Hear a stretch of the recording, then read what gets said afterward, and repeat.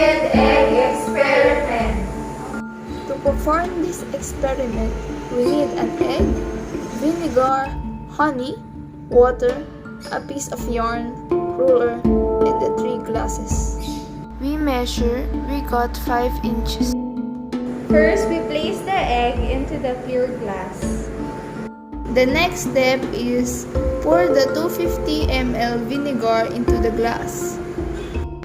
You must slowly pour the vinegar into the glass so it won't spill a lot. We observe or we can see the bubbles coming from the egg. Why? Because vinegar is an acetic acid.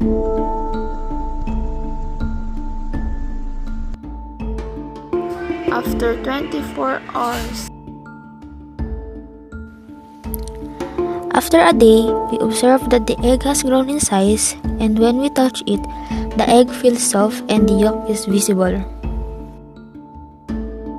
In day 2 of observing the egg, we notice that We see that the egg has become more fragile and soft on this day, and the egg yolk inside the egg become clearer.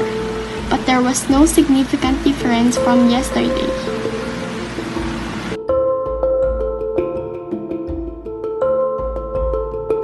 So here is the closer footage of the egg in day 2. You can see that the egg is very bouncy. Day 3 observation for the egg and vinegar experiment. So we observe and notice that the eggshell has been removed. So what we can see on the outside of the egg is its membrane is a semi-permeable membrane that only allows water particles to move through it, so it becomes enlarged and bouncy.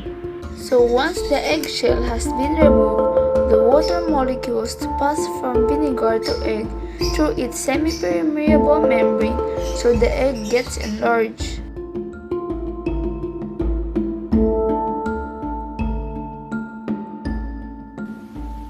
So, before we pour the egg into the honey, we decided to measure it first. We got the measure of 7 inches and we noticed that it became bigger compared to the first one before we pour it in the vinegar. Here's the day we need to pour the honey into the egg, but first we remove it from the vinegar. While pouring the honey into the egg, we noticed that it was thick to pour. The texture is thick and slow. I have kept another glass over the egg so that it will be completely submerged into the honey. Day 1 of honey into the egg.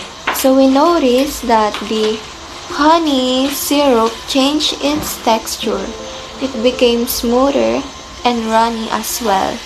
So while taking out the egg, we can see that it shrunk and became small. But this is just the day 1. Let's see after 48 hours or after 3 days.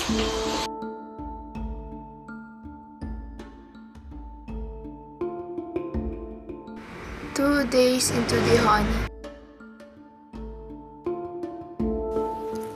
Day 2. In this day, you can see nothing really changed. Same as yesterday. It is still small and just shrunk because of the honey. Tomorrow will be the last day the egg will be soaked in the honey, so we will see if anything will change. Day 3 of honey into the egg. Day 3 and the last day for the honey and egg experiment. So as you can see, the egg become really small, and what happened here is the opposite of what happened when we kept the egg in the vinegar. The osmosis occurs because of the imbalance in molecules, since there is more concentration of water molecules in egg than honey. So the water molecules pass from the egg to honey through the membrane, thus the egg becomes small and stop being bouncy. Before we pour the egg into the water, we make sure we measure it first. So we got the measure 5.5 inches. You can see that the egg osmosis really got smaller. And now take a glass and put some water in it, then add our squishy egg to it. Keep it for several hours.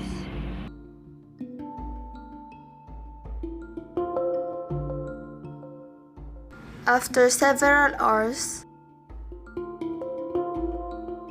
we need to take off the egg into the water.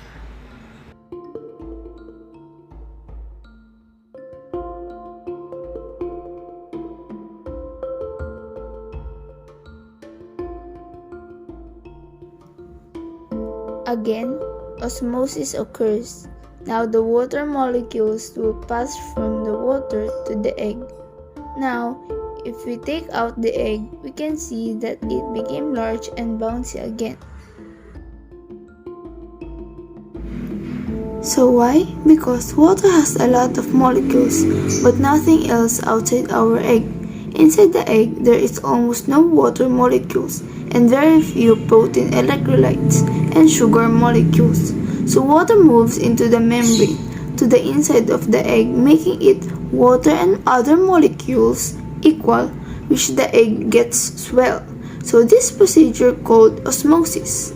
So our experiment for today or for this video is called. So the question is, why does our egg didn't blown up and other group has blown up? It's just because the semi-permeable of the egg is much stronger and it might the other group absorb or suction a lot of water in their egg after pouring it into the honey. So that's why it blown up. And ours just suction an exact amount of waters.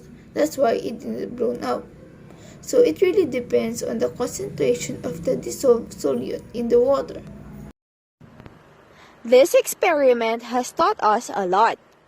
We now know why the egg becomes bouncy and larger after being soaked in vinegar, and it's because of the osmosis.